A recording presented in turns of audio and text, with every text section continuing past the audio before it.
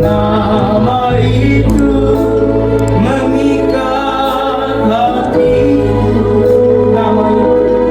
Nama itu menyentuh hatiku.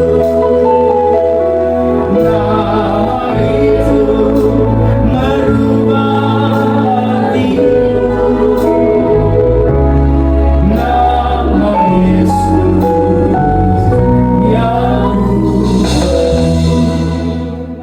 firman Tuhan tentang talenta yang berbuah. Mari saudara buka dalam Matius pasal yang ke-25 ayat yang ke-14.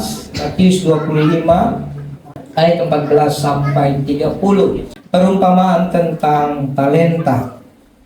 Sebab hal kerajaan sorga sama seperti seorang yang mau bepergian ke luar negeri, yang memanggil hamba-hambanya dan mempercayakan hartanya kepada mereka. Yang seorang diberikannya 5 talenta, yang seorang lagi 2, dan yang seorang lagi 1, masing-masing menurut kesanggupannya. Lalu ia berangkat. Segera pergilah hamba yang menerima 5 talenta itu. Ia menjalankan uang itu lalu beroleh laba 5 talenta. Hamba yang menerima 2 talenta itu pun berbuat demikian juga dan berlaba 2 talenta. Tetapi hamba yang menerima 1 talenta itu pergi dan menggali lubang di dalam tanah lalu menyembunyikan uang tuannya. Lama sesudah itu pulanglah tuan hamba-hamba itu lalu mengadakan perhitungan dengan mereka. Hamba yang menerima 5 talenta itu datang dan ia membawa laba 5 talenta. Katanya, Tuhan, 5 talenta Tuhan percayakan kepadaku. Lihat, aku telah beroleh laba 5 talenta. Maka kata tuannya itu kepadanya, baik sekali perbuatanmu itu, hai hambaku yang baik dan setia. Engkau telah setia dalam perkara kecil, aku akan memberikan kepadamu tanggung jawab dalam perkara yang besar. Masuklah dan turutlah dalam kebahagiaan tuanmu. Lalu datanglah hamba yang menerima 2 talenta itu, katanya, Tuan, 2 talenta Tuhan percayakan kepadaku. Lihat, aku telah beroleh laba 2 talenta. Maka kata tuannya itu kepadanya, baik sekali perbuatanmu itu, hai hambaku yang baik dan setia. Engkau telah setia memikul tanggung jawab dalam perkara yang kecil. Aku akan memberikan kepadamu tanggung jawab dalam perkara yang besar. Masuklah dan turutlah dalam kebahagiaan tuanmu. Kini datanglah juga hamba yang menerima 1 talenta itu dan berkata, Tuhan, aku tahu bahwa Tuhan adalah manusia yang kejam, yang menuai di tempat di mana Tuhan tidak menabur, dan memungut dari tempat di mana Tuhan tidak menanam. Karena itu aku takut dan pergi menyembunyikan talenta Tuhan itu di dalam tanah. Ini, terimalah kepunyaan Tuhan. Maka jawab Tuhan itu, hai kamu hamba yang jahat dan malas. Jadi kamu sudah tahu bahwa aku menuai di tempat aku tidak menabur, dan memungut dari tempat di mana aku tidak menanam. Karena itu sudahlah seharusnya uangku itu kau berikan kepada orang yang menjalankan uang, supaya sekembaliku aku menerimanya serta dengan bunganya. Sebab itu ambillah talenta itu daripadanya dan berikanlah kepada yang mempunyai 10 talenta itu. Karena setiap orang yang mempunyai kepadanya akan diberi, sehingga ia berkelimpahan. Tetapi siapa yang tidak mempunyai, apapun juga yang ada padanya akan diambil daripadanya. Dan campakkanlah hamba yang tidak berguna itu ke dalam kegelapan yang paling gelap. Di sanalah akan terdapat ratap dan kertak gigi. Amin, Bapak Ibu Saudara. Saya perhatikan bahwa kisah ini adalah kisah yang mungkin sering saudara dengar, tapi mungkin saudara harus memahami baik-baik bahwa ini adalah perumpamaan. Perhatikan ya, bilang temannya perumpamaan. Jadi saudara tidak boleh menafsirkan perikop ini sebagai sesuatu yang real, karena ini perumpamaan, dan perumpamaan ini berbicara tentang kerajaan surga. Jadi karena di situ ada membungakan uang, menjalankan uang, jangan sampai saudara anggap, oh berarti orang Kristen boleh menjalankan uang. Halo? Setuju? Ini adalah perumpamaan. Jadi kita harus memahami bahwa kerajaan surga itu, saudara, diumpamakan Tuhan bagaimana sesuatu harta itu harus bertambah-tambah. Katakan amin. Dan kerajaan surga ini, saudara, ini luar biasa. Saudara lihat ayat yang ke-14. Saya akan jelaskan baik-baik untuk kita semua. Sebab hal kerajaan surga sama seperti seorang yang mau bepergian ke luar negeri, yang memanggil hamba-hambanya dan mempercayakan hartanya kepada mereka. Saudara tahu bahwa ayat inti atau kata inti dari kalimat ini, dari ayat 14 ini adalah mempercayakan hartanya. Katakan amin. Apa kalimat utamanya, kata utamanya? Mempercayakan harta. Perhatikan baik-baik. Jadi Bapak Ibu, kekristenan, kerajaan Allah, kerajaan surga itu sebenarnya lah tujuan orang Kristen. Ya, salah satu tujuan orang Kristen yang terbaik itu adalah kerajaan surga. Kenapa saya bilang salah satu? Karena ada tujuan yang lain. Tujuan lain kita sebagai orang Kristen apa? Menjadi garam dan terang. Betul? Tujuan lain kita sebagai orang Kristen apa? Apalagi saudara? Membawa jiwa-jiwa. Betul ya? Tujuan lain kita sebagai orang Kristen apa? Semua tentang kerajaan surga, hal yang baik. Tapi banyak orang salah mengerti, sehingga banyak kekristenan menjadi seperti agama-agama lain. Tujuannya apa? Dari miskin jadi kaya, dari susah jadi senang. Betul nggak? Dari tidak terkenal jadi terkenal. Bapak Ibu, itu bukan tujuan. Anda harus memahami bahwa Allah sifatnya memberkati. Di dalam Allah segala berkat ada. Waktu kamu percaya kepada Tuhan Yesus, kehidupanmu yang berat, kamu sungguh-sungguh pasti diberkati. Orang yang sedih pasti dihiburkan. Orang yang menderita pasti dikuatkan. Amin. Tapi itu bukan tujuan. Sakit sembuh bukan tujuan. Miskin jadi kaya bukan tujuan. Itu ada dalam pribadi Kristus. Amin. Tapi tujuannya apa? Kita mengerti kerajaan surga. Kita jadi garam dan terang. Kita jadi berkat dimanapun kita berada.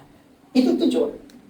Kalau saudara memahami tujuan itu, apapun tantangan, apapun hal-hal yang saudara alami dalam mengiringi Yesus, saudara akan kuat. Amin.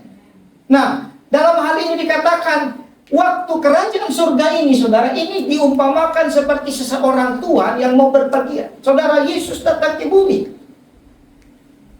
Dia datang dari surga turun ke bumi. Kemudian setelah dia menyelesaikan tugasnya, dia menolong saudara dan saya, amin. Dia naik ke surga. Begitu Yesus naik ke surga, ternyata saudara, kata kuncinya, dia mempercayakan sesuatu. Apa yang dipercayakan? Harta. Hari ini saya mau ajar saudara baik-baik, bahwa ada harta yang tidak akan kamu dapatkan di bumi ini. Tidak ada. Ada harta yang kamu cari siang sampai malam, malam sampai pagi, tidak akan kau dapatkan. Yaitu apa? Keselamatan. Harta itu hanya kamu dapatkan oleh karena pemberian Tuhan Yesus Kristus. Amin. Jadi waktu Yesus ada di bumi, dia datang, lalu kemudian dia pergi, saudara. Dia tidak pergi memberikan saudara kekosongan. Dia tidak pergi memberikan kehampaan, tidak. Waktu dia pergi, dia percayakan kepada kamu dan saya yang terima Yesus. Dia percayakan harta. Dan hari ini saya mau membuat saudara ingat kembali, ada harta yang kau miliki, yang harusnya menjadi kebanggaanmu. Yaitu apa? Keselamatan. Amin. Waktu kamu terima Yesus, kamu dipercayakan harta itu. Orang di luar sana boleh hebat, boleh kaya, boleh terkenal, boleh viral.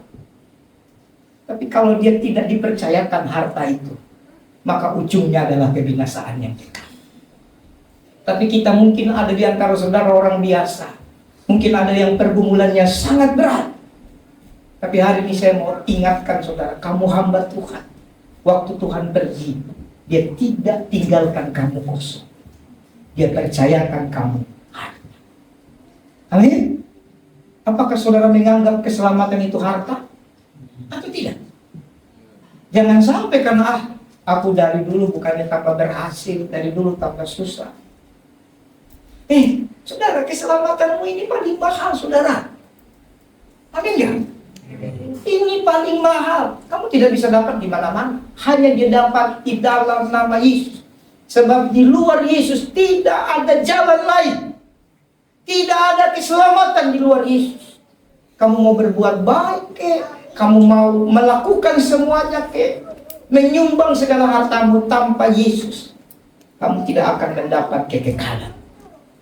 Jadi kerajaan surga harusnya itu bicara, kita memahami bahwa waktu kamu terima Yesus, kita terima Yesus, kita dipercayakan harta ini. Amin.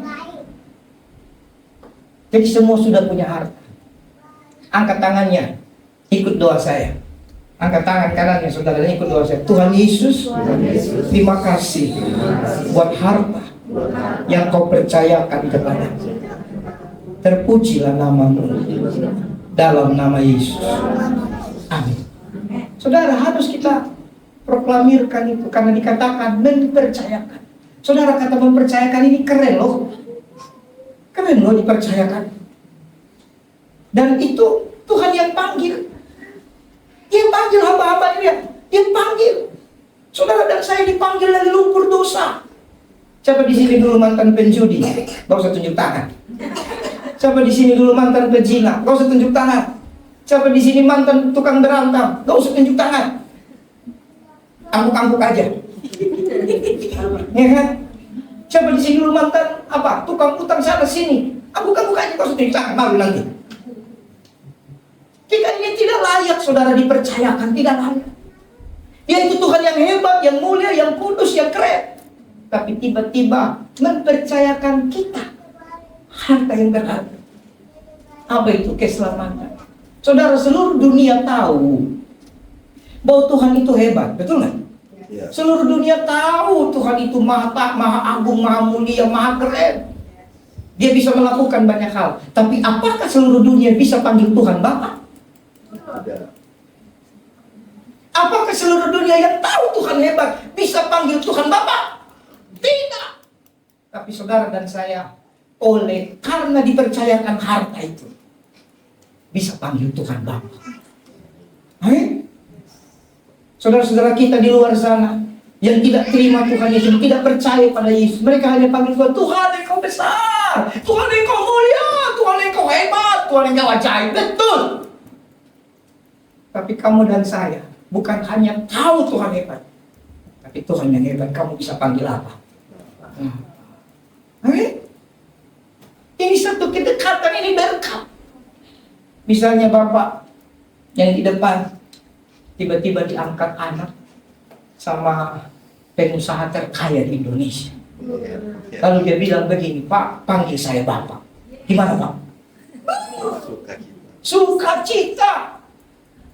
Langsung mobilnya 30, Pak, dia kasih satu mobil itu kayak kuku. Bapak mau makan di restoran bintang 5, bahkan bintang 10 sekalipun, kecil. Karena dia punya, dia mampu. Betul nggak Pak? Itu masih Bapak dunia, Bapak angkat dunia. Tiba-tiba dia bilang, dia umumkan, mulai hari ini saya angkat Anda jadi anak saya. Bangga nggak Pak? Hidup berubah. Hidupku dulu tak begini, tiba-tiba berubah. Karena diangkat sama orang kaya sekali. Tapi beda kalau Bapak ngaku-ngaku anak. Nah, kalau ngaku-ngaku bisa nggak? Misalnya anak saya ngaku-ngaku anak Bapak. Itu Bapak saya. Dia minta coklat Pak. Coklat sih mungkin karena hargai saya pendeta, Bapak masih kasih. Itu ya. Tapi kalau dia minta makan di restoran bintang 5, Bapak akan bilang apa? Sembarangan, saya aja belum. Benar nggak? Kira-kira begitu ya? Tapi saudara, kita ini kira-kira seperti itu. Bayangkan kita diangkat anak oleh orang yang hebat. Saya tidak perlu sebut apapun, orang hebat standar manusia. Hati kita senang, hati kita bangga. Dulu ada viral ya, diangkat anak oleh pemain bola Ronaldo dia. Bangga loh itu. Saya aja kadang kalau nonton suka dikirimi dalam hati saya, luar biasa ya. Dia dapat kasih karunia, itu kan kasih karunia, betul? Iya. Hanya gara-gara penderitaan Aceh ya waktu itu, yang tsunami atau apa itu. Nanti saya cari di YouTube belakang, kalau saya salah kesaksian. Dia masih kecil, tiba-tiba pemain bola yang Ronaldo itu kaya sekali kan? Ya kan? Dia tarik napas saja, duit, gitu. Kedip mata, dolar. Angkat kaki, ringgit, apalagi. Tendang bola, euro, gitu. Jadi dia per hari, ada pernah saya dengar tuh per hari itu kalau dihitung dapat uang sekian banyak. Tiba-tiba ada saudara kita di Indonesia dari Aceh, orang yang tidak dia kenal, diangkat jadi anak. Wah, amin. Aman saudara, luar biasa. Apalagi Tuhan pencipta langit dan bumi mengangkat Anda dan saya jadi anak. Berarti harusnya itu kebanggaan. Kita bukan hanya bicara seperti minta maaf ya, seperti Ronaldo dan anak angkatnya minta maaf. Tapi kita lebih dari situ, kita punya akses.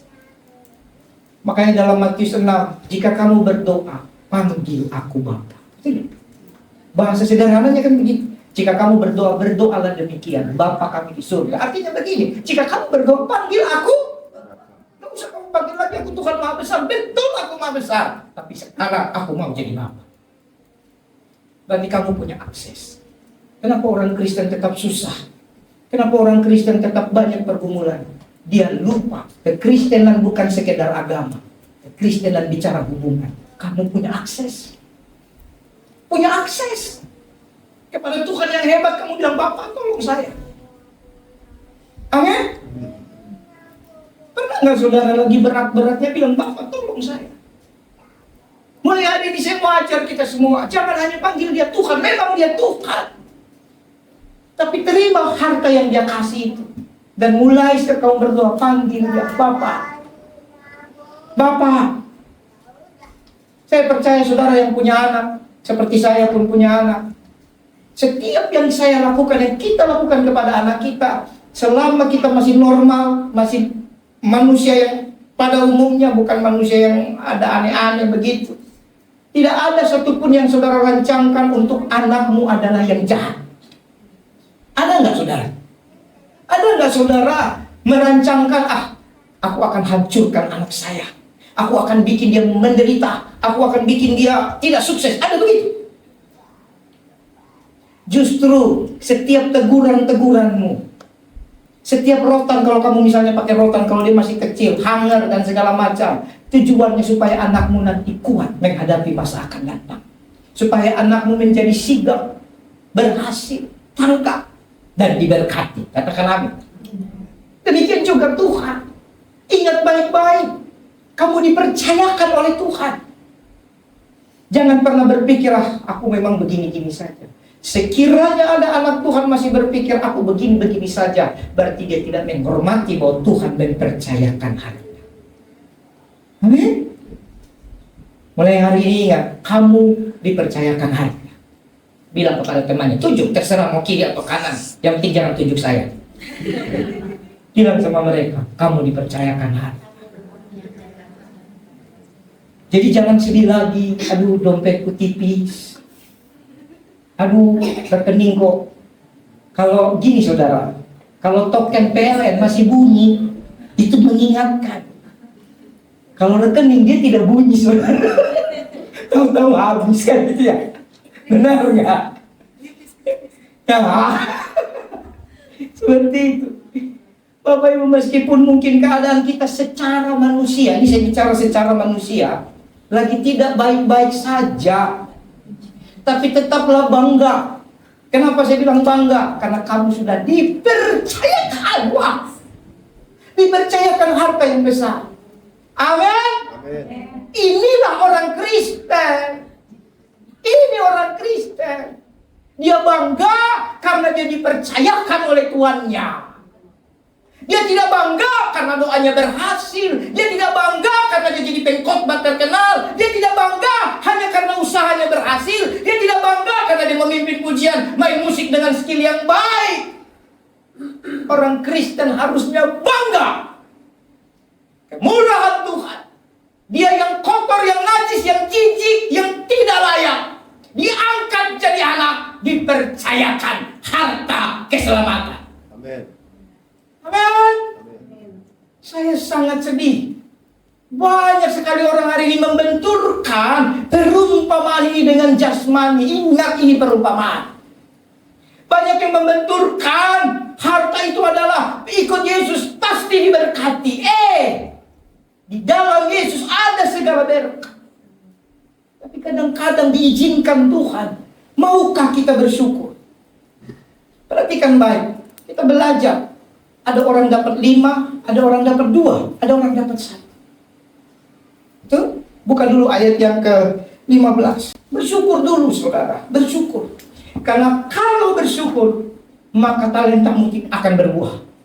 Tapi kalau tidak bersyukur, kamu salah mengerti, salah paham, maka percayalah, talentamu tidak berbuah. 15. Yang seorang diberikannya 5 talenta, ikut tangan saya 5. Yang seorang lagi 2 talenta, ikut tangan saya 2. Dan yang seorang lagi 1, ikut tangan saya 1. Masing-masing menurut kesanggupannya. Wow. Artinya saudara dapat. Apa yang saudara dapat terima dari ayat ini? Artinya semua dapat. Bilang sama temannya, semua dapat. Semua dapat. Dan dapat itu masing-masing sesuai kesanggupannya. Kenapa ada ayat masing-masing sesuai kesanggupan? Supaya apa? Jangan iri. Masing-masing sesuai kesanggupan, jangan iri. Saya mau tanya saudara, dengar uang 200 miliar, 500 miliar, enak gak dengarnya? Bisa gak menghayal? Bisa. Tapi jangan salah. Kalau kamu tidak sanggup, begitu dikasih, pingsan ditembak. Kalau pingsan masih baik.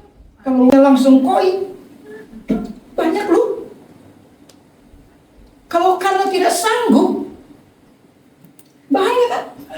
Dengar sih enak. Saya kadang suka bercanda sama anak saya. Kalau kamu punya uang ratusan miliar, mau apa nak? Oh jangan miliar pi, triliun kurang itu miliar pi. Hebat kali imannya. Terus mau beli apa? Aku beli ini beli dia pretending semua. Habis itu dia tanya, kamu papi mau beli apa? Oh papi gampang. Papi mau bagi-bagi. Wih, terus buat papi apa? Gampang, tinggal berhayal. Mendengarnya enak. Ketika saudara menerima belum tentu kan. Jadi di ayat ini luar biasa. Tuhan itu tahu kesanggupan kita. Di ayat ini kita belajar, semua pasti dapat. Tapi Tuhan tahu sesuai kesanggupanmu. Jadi jangan iri sama orang. Jangan bilang, kenapa aku cuma 1? Saudara tahu kenapa yang dapat 1 beda dengan yang dapat 5 dan 2? Kenapa dia kubu? Karena dia sudah iri. Gara-gara iri dia salah paham dengan sang pemberi. Makanya di ayat berapa tadi itu dia katakan, aku tahu engkau Tuhan yang tidak menuai di tempat engkau tidak menabur. Aku tahu engkau Tuhan yang jahat. Itu iri. Gara-gara dapat 1, dia iri. Saudara, ada banyak orang Kristen gara-gara aduh aku susah. Akhirnya ini, itu temanku kayaknya gak baik-baik amat sih. Kayaknya gak sungguh-sungguh amat ke gereja. Kayaknya gak pernah doa. Senangnya happy-happy. Kok diberkati? Bagaimana dengan aku? Aku sudah habis-habisan. Kok?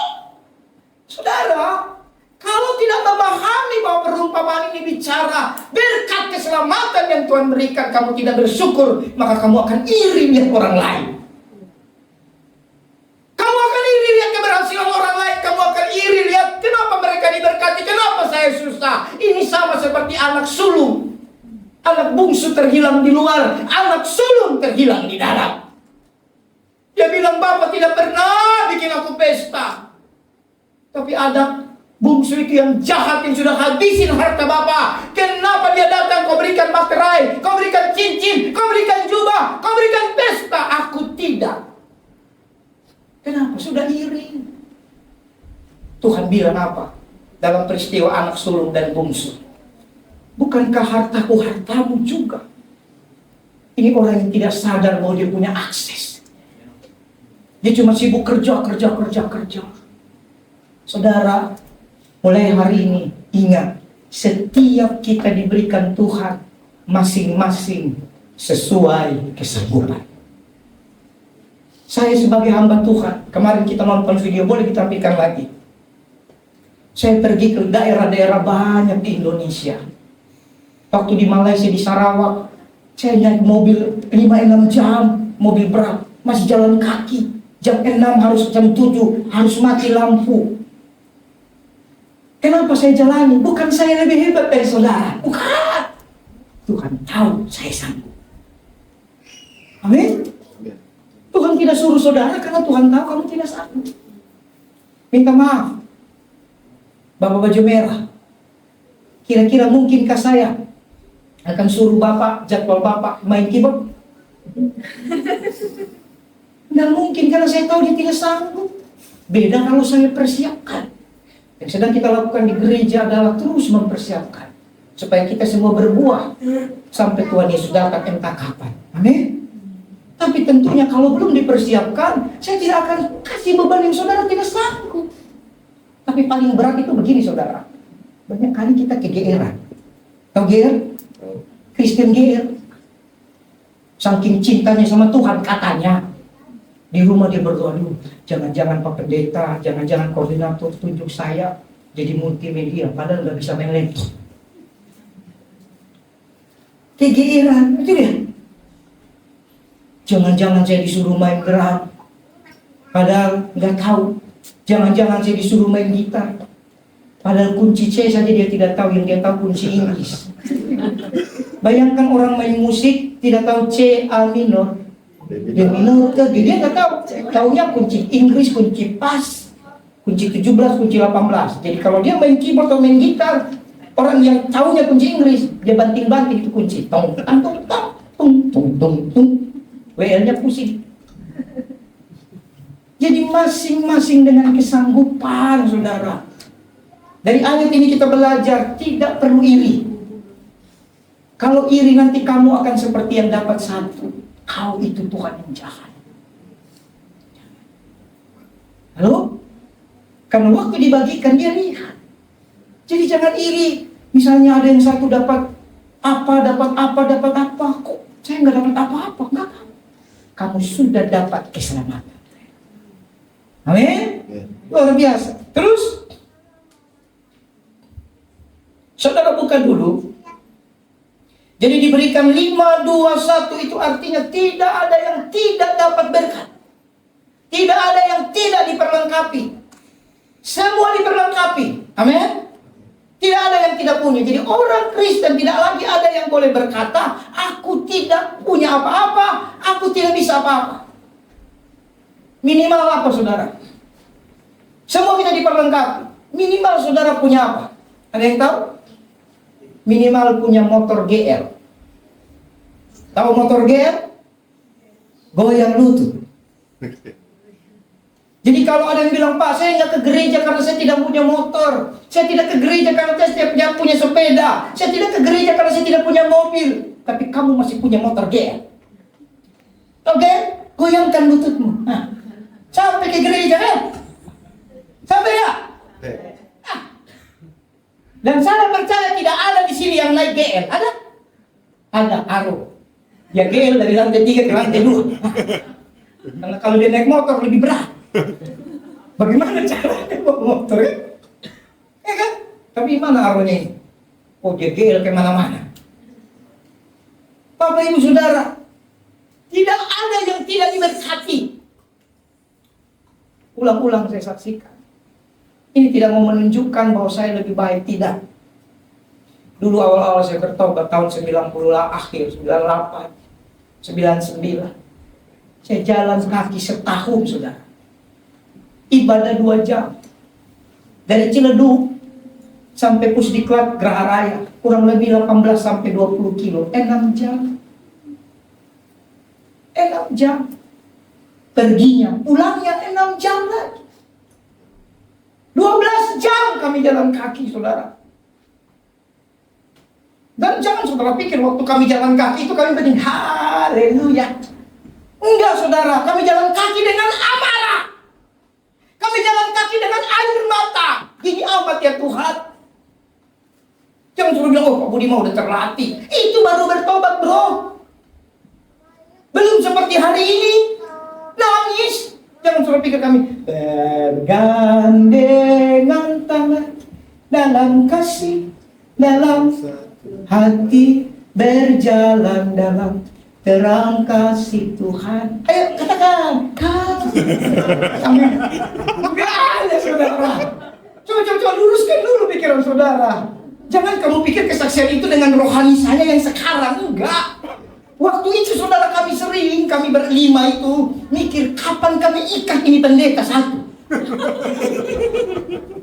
Perasaan kawan-kawan kita sekolah kita enggak separah itu, kok kita sampai harus begini. Tapi puji Tuhan sampai beliau sekarang sudah dalam kerajaan surga. Kami tidak pernah bisa ikat dia. Nggak bisa saudara. Tapi setelah itu semua lewat, baru saya mengerti. Kenapa Tuhan izinkan kami begitu? Karena Tuhan tahu kami sanggup. Kami sanggup saudara. Kadang-kadang bicara kesanggupan bukan pikiran kita. Tuhan yang lihat kita sanggup.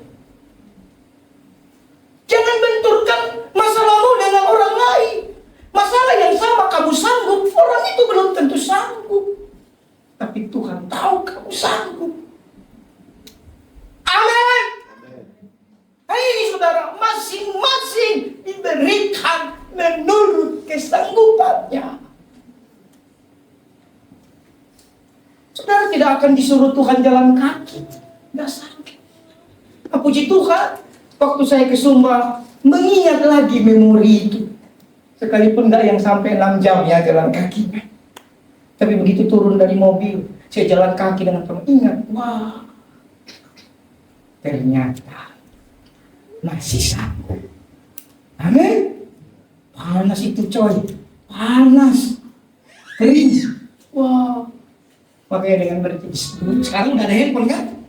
Pak Pendeta, ada lagi putar lagi. Pak Pendeta, bagaimana? Berapa kilo lagi? Waktu itu mana ada? Yang ada kalau kami senggolan, sini lah, contoh. Sini. Kalau kami senggolan mana? Ada suaranya? Coba di play dari situ. Lain airnya. Nah, kalau kami senggolan saudara, misalnya kesenggol jalan, apa sih? Gitu. Kan masih beriman. Terus yang satu tambah iseng, dia tendang kaki itu. Apa lu? Berantem di jalan pendeta. Kalian ini ya. Kamu kan cuma dengar kesaksian sepintas. Tapi aslinya enggak gitu saudara. Berantem. Jangan suruh pikir waktu kami makan singkong 3 bulan setengah, kami duduk baik-baik kayak iklan di YouTube, anjing yang dikasih makan duduk baik gitu kan. Lalu berdoa, enggak. Kami semua makan cepat. Siapa cepat dia dapat. Enggak seperti itu. Kan namanya belum bertobat. Lagi dibentuk Tuhan. Amin. Jalan itu begitu saudara. Gak bisa tuh gaya-gaya, gak bisa. Jadi apa yang saya lakukan hari-hari di Jakarta, kayak pagi-pagi saya sudah jalan, datang ke sini lagi, udah biasa di sana. Memang hari-hari begitu. Itu yang saya sanggup. Banyak orang bilang, Pak Bapak nggak capek. Ya Tuhan tidak kasih yang tidak sanggup. Jadi masalah ini begini, Tuhan tahu kita sanggup, tapi kita tidak lakukan. Bahaya. Amin. Bahaya. Itu hutan semua. Apa yang kau lihat? Ada kamu lihat keindahan? Nggak ada saudara. Tapi mereka juga disayang Tuhan. Amin. Jadi ingat, Tuhan memperlengkapi. Coba buka, sudah. Buka dulu 1 Petrus 5 ayat yang ke-10. Dan Allah sumber kasih karunia. Siapa sumber kasih karuniamu Bapak Ibu? Siapa sumber kasih karuniamu Bapak Ibu? Berarti mulai kamu terima Yesus, terserah mungkin ada yang 20 tahun lalu, ada yang baru tahun lalu, ada yang 5 tahun lalu. Ingat baik-baik, setelah kamu terima Yesus, kamu hidup dalam kasih karunia. Karena dialah sumber kasih karunia. Amin. Allah sumber segala kasih karunia yang telah memanggil kamu dalam Kristus kepada apa? Kemuliaan. kemuliaannya. Wow. Jadi tidak ada lagi orang Kristen boleh bilang, aduh aku susah. Kira-kira ada orang mulia susah? Kira-kira ada orang dapat kemuliaan lalu menderita? Tanggalkan pikiran kita tentang penderitaan yang dibenturkan dengan daging. Tanggalkan, saudara. Tapi percayalah, kita ada kemuliaan Tuhan. Amin. Allah sumber segala kasih karunia yang telah memanggil kamu dalam Kristus kepada kemuliaannya yang apa? Kekal.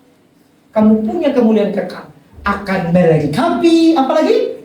Meneguhkan, apalagi? Menguatkan, apalagi? Mengokohkan kamu. Sesudah kamu menderita seketika. Jadi Tuhan itu melengkapi, saudara. Jadi tidak ada orang yang tidak dilengkapi. Kamu tidak disuruh jalan kosong, enggak, diperlengkapi. Diperlengkapi, dikuatkan. Sekarang saya tanya, kenapa kita diperlengkapi? Ayo, kenapa kita harus diperlengkapi oleh Tuhan? Ada yang tahu? Karena kita kurang. Sesuatu perlu dilengkapi karena ada yang kurang. Apa yang kurang dalam diri kita? Banyak. Ada yang kurang iman, ada yang kurang pengharapan. Ada juga yang kurang tinggi kan gitu. Ya kan? Kita kurang, ada yang kurang percaya. Makanya dalam Alkitab kalau saudara baca, ampunilah aku orang yang kurang percaya. Ampunilah aku orang yang tidak percaya. Jadi dalam pribadi Kristus, semua yang kurang dalam dirimu dilengkapi oleh Tuhan. Dan setelah dia lengkapi, yang dia tempelkan dalam dirimu, perlengkapan yang dia tempelkan dalam dirimu, dia akan kokohkan, dia akan kuatkan, dia akan teguhkan, supaya tidak lepas lagi dalam dirimu. Amin? Tidak lepas lagi, dikokohkan, dikuatkan. Jadi mulai hari ini jika ada yang bilang aku kurang ini, bilang sama dia, justru yang kurang itu dilengkapi Tuhan. Amin? Tapi ingat baik-baik, mengucap syukur atas karya keselamatan. Kemudian, saudara lihat lagi dari Matius 25 tadi. Segera pergilah hamba yang menerima 5 talenta itu.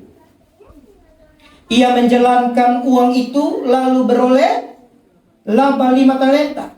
Hamba yang menerima 2 talenta itu pun berbuat demikian juga dan berlaba 2 talenta. Tetapi hamba yang menerima 1 talenta itu pergi dan menggali lubang di dalam tanah, lalu menyembunyikan uang tuannya. Perhatikan, ternyata saudara, untuk kita bisa berbuah, hidup kita terus berbuah. Tidak ada jalan lain, kamu harus bergerak. Amin. Katakan apa? Bergerak, bekerja, aktif. Jalankan. Ada orang Kristen, penyakit orang Kristen di tempat kita tidak ada. Penyakit orang Kristen, kenapa nggak gereja? Saya nggak dikunjungi Pak Gembala. Kenapa nggak gereja? Kalau Pak Gembala nggak datang, mangga seru. Kalau Pak Pendeta nggak datang, mangga seru. So harus perhatikan baik-baik. Terlepas dari pelayanan pastoral, hamba Tuhan harus memperhatikan. Tapi ingat, bukan hamba Tuhan yang mati bagi engkau. Bukan darahnya yang tercurah bagi engkau. Hamba Tuhan ditetapkan Tuhan menjadi pelayan hamba bagimu. Memperhatikan hidup. Tapi imanmu bukan kepada hamba Tuhan. Imanmu kepada Tuhan Yesus yang mati bagimu.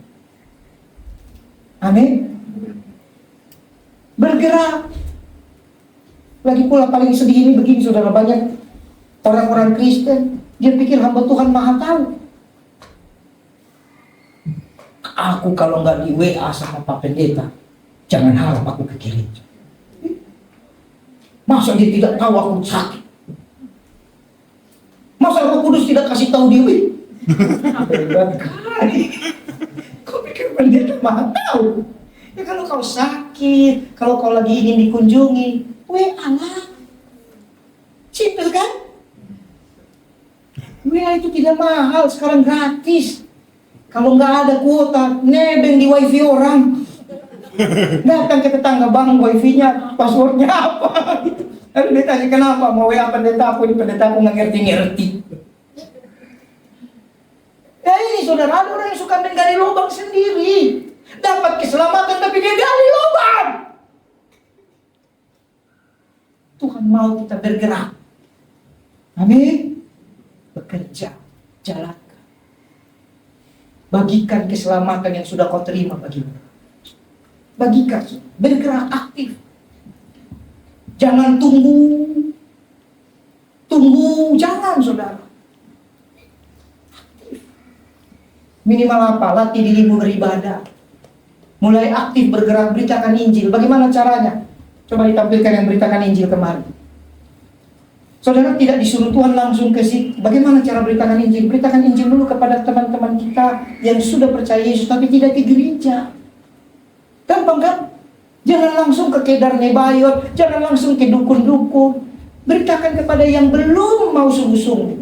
Jangan beritakan Injil kepada bendahara gereja orang. Jangan beritakan Injil kepada ketua konsel orang. Itu namanya memancing di akuarium kan gitu. Mancing itu di laut, di danau. Tapi saya harus ngomong. Tidak sedikit gereja bukan memberitakan Injil, mancing di akuarium. Bikin program yang bagus, silakan. Tapi kita bekerja di kebun anggur. Kau kumpulin gandum yang sudah terkumpul, apa gunanya? Bapak berdua ini sudah kumpul ladang. Kan kita ini kumpulkan berkas-berkas gandum, betul ya? Bapak sudah kumpulkan, taruh di sini banyak. Bapak juga sudah kumpulkan, taruh di sini banyak. Anak muda juga kumpulkan, taruh di situ banyak. Terus saya bilang, saya juga mau kumpulkan, tapi bukan dari sana. Saya kumpulkan yang ini, saya bawa di sini. Ya kan? Tapi saya mau dapat upah. Di bumi kau keren, di surga Tuhan tahu. Di bumi kau mewah, di surga Tuhan tahu. Kamu sudah dapat upah. Tapi kalau bagi yang tidak ke gereja, boleh dong. Yang gerejanya kemarin apa? Kristen Pempek kan? Masih ingat Kristen Pempek? Ada kapal selam, ya kan? Dia juga ibadah pas Natal, Tahun Baru dan kawan-kawan. Habis itu tenggelam lagi kayak kapal selam. Nanti dia pantau kan, dia pakai radar di atas. Kristen kapal selam ini paling jago pantau. Mau dia pantau, nggak ada apa-apa, tenggelam lagi kan gitu. Ada lagi Kristen apa? Keriting kan? Keriting hidupnya.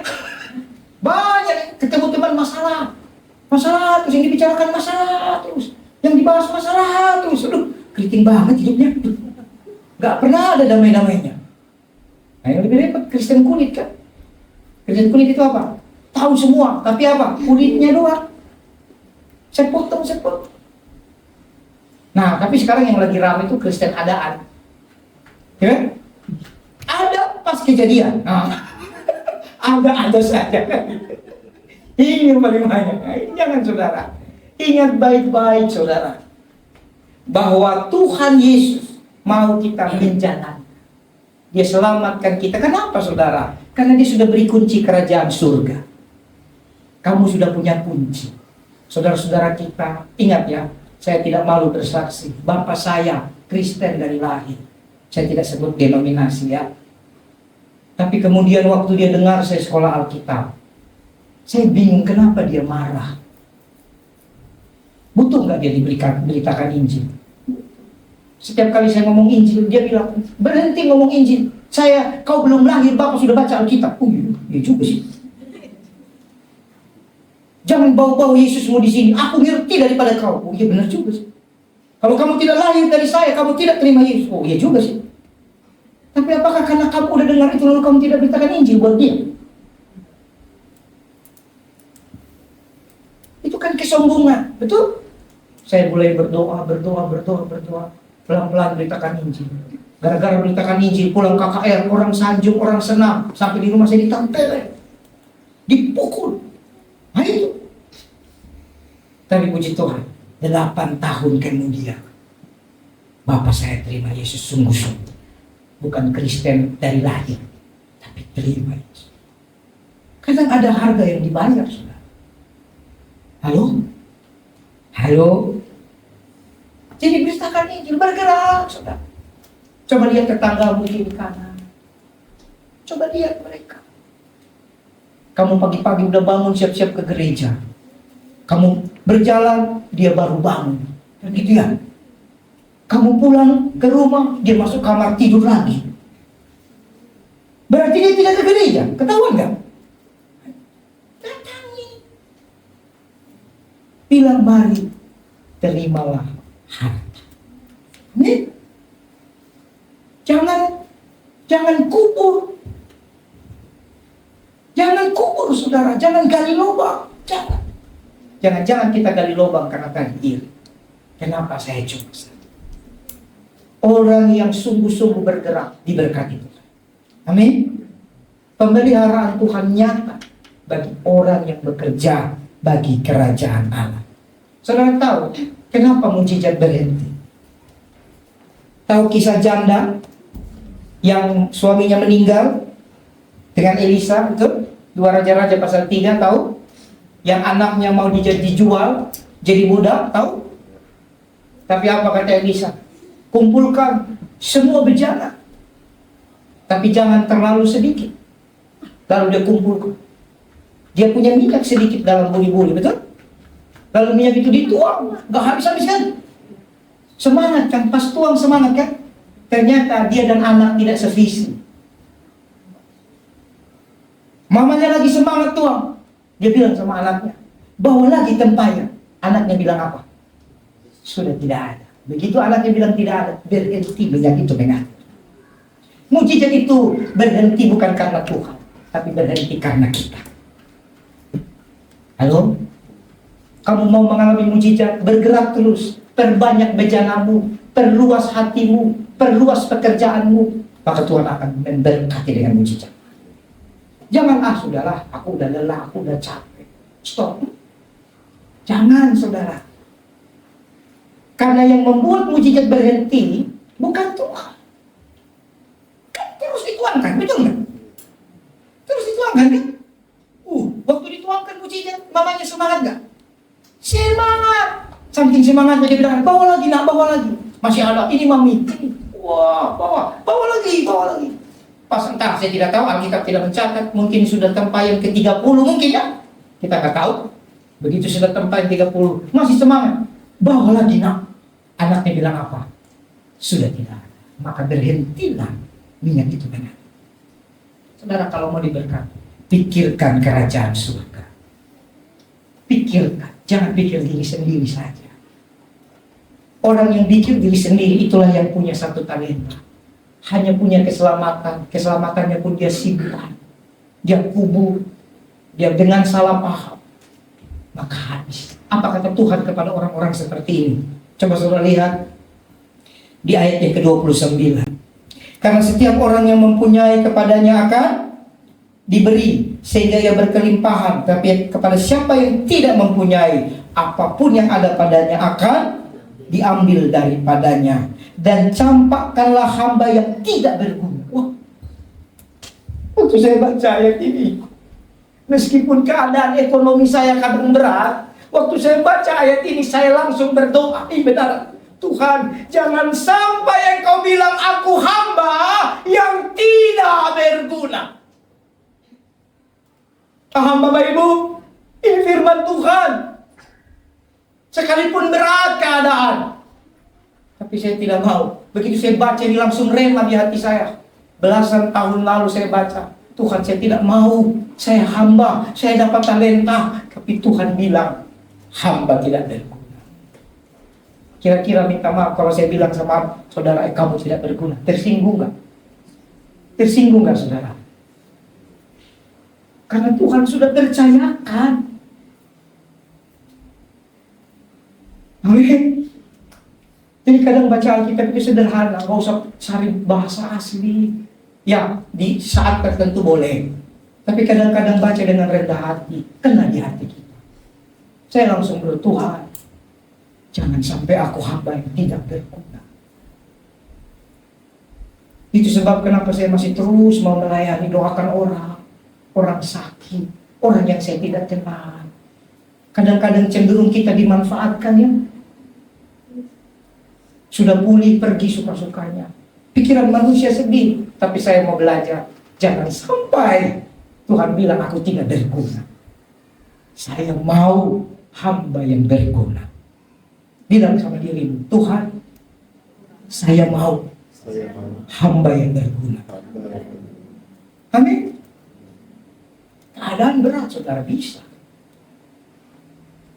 Bisa berat, gak masalah. Tapi tetap berguna. Itu kerajaan surga. Apalagi kata Tuhan bagi orang seperti itu. Ayat 26. Maka jawab tuannya itu, hai kamu hamba yang jahat dan malas. Waduh, sudah tidak berguna, jahat, malas. Ternyata ada kata jahat selain perbuatan dosa. Dulu kita pikir jahat itu kalau berdosa, mencuri, membunuh, berzina, bersaksi dosa. Ternyata di ayat ini kita dibukakan pikiran kita. Orang yang tidak mengerjakan keselamatan di mata Tuhan Yesus jahat. Halo? Bukan saya yang ngomong, ini ayat. Dulu kita pikir kalau berkelahi itu jahat. Kalau itu mencuri, berbohong, berdusta itu jahat. Minum mabuk itu jahat. Pesta pora itu jahat. Ternyata tidak mengerjakan keselamatan jahat. Ini teguran. Ini firman bukan bagi orang di luar kerajaan surga. Perhatikan baik. Ini firman bagi orang yang sudah dipercayakan harta kerajaan surga. Mau saudara dibilang jahat oleh Tuhan? Saya tidak mau. Tadi kita sudah dapat kasih karunia dari najis, kotor, jijik, diselamatkan. Tapi kemudian karena kita tidak menghargai, Tuhan bilang jahat. Benar juga sih. Kamu kasih sekolah anakmu, kasih makan, kasih baju, persiapkan masa depannya, belikan dia kasur, berikan dia tempat yang nyaman, versi masing-masing tentunya ya. Tidak bisa sama ya. Lalu tiba-tiba setelah besar, dia bilang sama kita orang tuanya, apa bapak? Apa mah gak buat apa-apa? Sakit gak? Sakit gak saudara? Makanya Tuhan bilang jahat karena dia sudah selamatkan kita dengan darah, tapi kita tidak mengerjakan. Hari ini Bapak Ibu tidak boleh seperti itu. Saudara tahu Sungai Yordan? Pernah dengar? Pernah pergi ke sana? Kalau Sungai Cisadane tahu? Kalau Kali Sabit? Sungai Angke? Pantai Ancol? Kalau Sungai Yordan? Sungai Yordan itu saudara perhatikan, mengalir, dia punya cabang dua. Perhatikan baik-baik. Cabang yang satu itu menuju Laut Mati. Cabang yang satu menuju Danau Galilea. Ya, di Danau Galilea penuh kehidupan.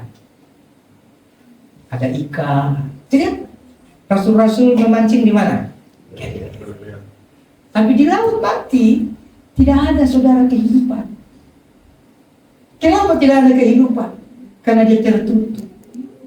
Semua air masuk ditampung sendiri. Ditampung sendiri. Garamnya tinggi. Tidak ada gunanya selain tempat wisata. Beda dengan Galilea, saudara. Seperti itulah orang yang dipercayakan Tuhan keselamatan, talenta, berkat, apapun namanya. Ketika dia bekerja, bergerak, dia akan seperti Sungai Galilea, Danau Galilea. Ada kehidupan, ada berkat, ada mujizat. Tapi kalau dia kuburkan dia punya talenta, dia akan seperti laut mati. Tidak ada kehidupan. Kalau saudara lihat ada orang, coba deh, cek diri saudara, benarkah saudara hidup? Coba cek. Hidup itu bukan bicara bernafas ya. Benarkah saudara hidup? Tanpa tanpa bermaksud meninggikan diri dengan rendah hati, saya katakan saya hidup. Puji Tuhan. Amin. Hidup. Meskipun tadi pagi istriku bangun jam 3, tidur sudah jam 1, bangun jam 3. Berapa jam udah itu? Hidup kok. Kan ada yang kasih vitamin.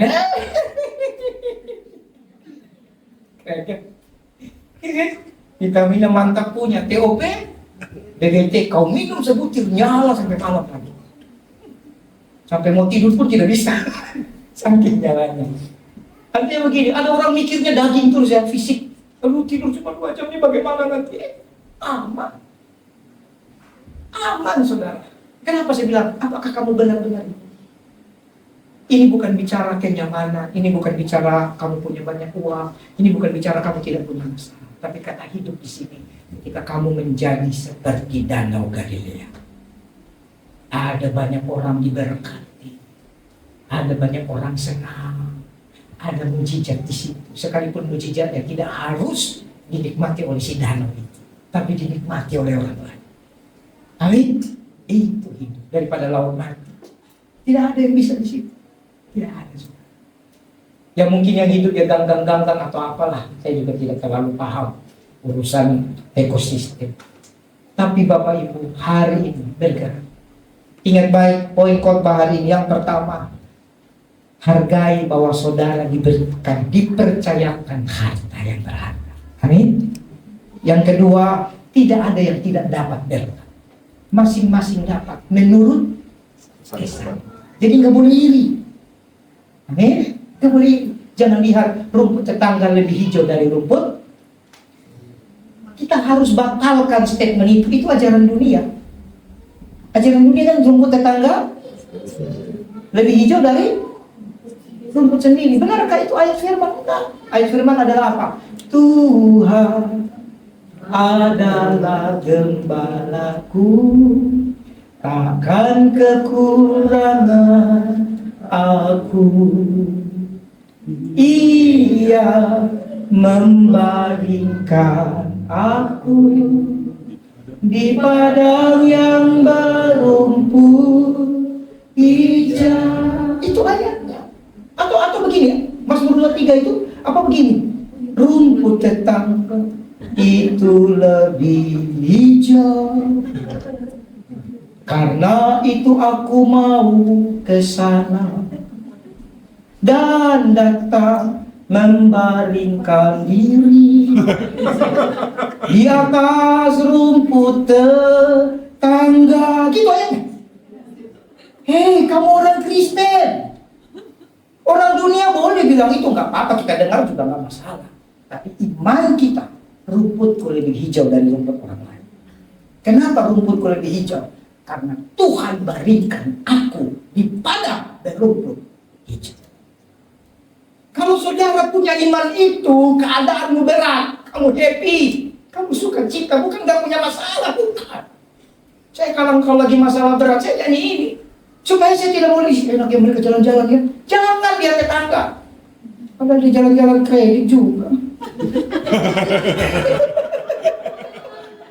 Iya kan? Mendingan kita nggak jalan-jalan aman, nggak ada utang. Jadi rubah-rubah. Makanya baca firman, saudara. Minggu ini kita baca Kisah Rasul ya. Kisah Rasul. Kemarin Yohanes ya. Esther. Habis Esther, Kisah Rasul. Harusnya kan Ayub. Cuma nanti menderita kali ya. Kita bicara Kisah Rasul dulu baru nanti Ayub. Jadi mulai katakan firman dengan konteks pribadi. Ketika kamu merasa kok gersang, ketika kamu mulai berat, kamu boleh nyanyi begini yang lagu itu. Kambing domba terhalau dari kurungan. Terus ya? Tak ada lembu sapi dalam kandang.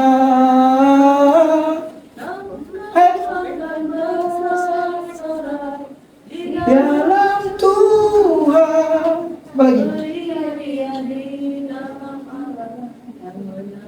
Nah itu firman Tuhan. Minggu depan saya khotbahkan itu. Sekalipun pohon ara tidak berbuah, itu artinya apa? kamu udah berusaha, berdagang, gak berhasil. Karena pohon ara adalah lambang usaha, lambang keberhasilan, lambang kesuksesan di Israel. Tapi dikatakan tidak berbuah. Pohon anggur itu lambang kewibawaan. Lambang, apa namanya itu, anggur itu. Lambang kehebatan lah. Tapi tidak berbuah. Lembu sapi terhalau dari kurungan, itu artinya ATM mau habis, terhalau. Ya kan? Apalagi tidak ada kambing domba, sudah tidak ada lagi stok makanan, habis semua. Itu iman itu, kitab Habakuk itu. Tapi aku tetap beria-ria. Ini Kristen. Berhentilah dengar khotbah. Bapak Ibu, gara-gara saya ikut Yesus, anak saya kuliah di Amerika. Amin. Gue juga mau sih. Jadi bukan masalah kuliah di mana. Anaknya ngerti nggak? Karena orang pikir itu berkat. Ya itu salah satu berkat. Amin. Tapi hari ini kita belajar iman ya. Sekalipun pohon ara, kita nyanyi yuk. Tidak berbuah pohon anggur. Sekalipun pohon ara tidak berbuah, pohon anggur tidak berbuah. Mengecewakan sekalipun ladang tak menghasilkan. Kambing domba terhalau dari kurungan,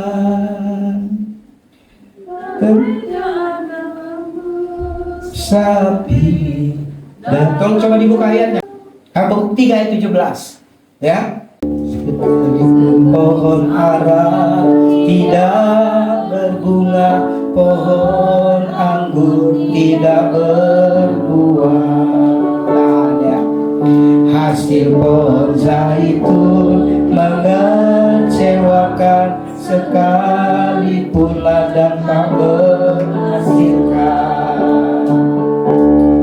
Kambing domba terhalau dari kurungan, lembu sapi dalam kandang. Namun aku akan bersorak-sorak, Tuhan beria-ria di dalam Allah yang menyelamatkan. Sekali lagi, sekalipun pohon ara tidak berbunga, pohon anggur tidak berbuah, hasil pohon zaitun mengecewakan, sekalipun ladang tak menghasilkan. Kambing domba terhalau dari kurungan, dan tidak ada lembu sapi dalam kandang. Namun aku akan bersorak-sorak dengan Tuhan, beria-ria di dalam Allah yang menyelamatkan. Amin. Nah, ini orang Kristen. Mari kita kembalikan kekristenan kepada tempat. Jangan samakan dengan agama lain.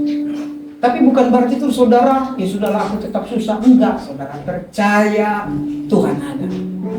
Ya, Tuhan beri talenta buat kamu. Tuhan berkati kamu. Kerjakan dengan baik. Kerjakan juga. Kerjakan dengan seperti itu. Bersyukur saja. Ya, kambing domba boleh terhalau, tidak ada lembu sapi, pohon ara tidak berbunga, pohon anggur tidak berbuah, nggak apa-apa. Toh sudah punya keselamatan. Amin. Amin. Tuhan Yesus memberkati. Mari kita berdoa. Haleluya.